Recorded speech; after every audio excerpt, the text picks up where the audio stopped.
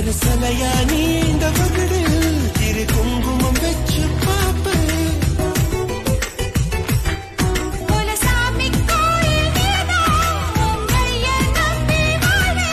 அடித்தூறு கரும்பு போல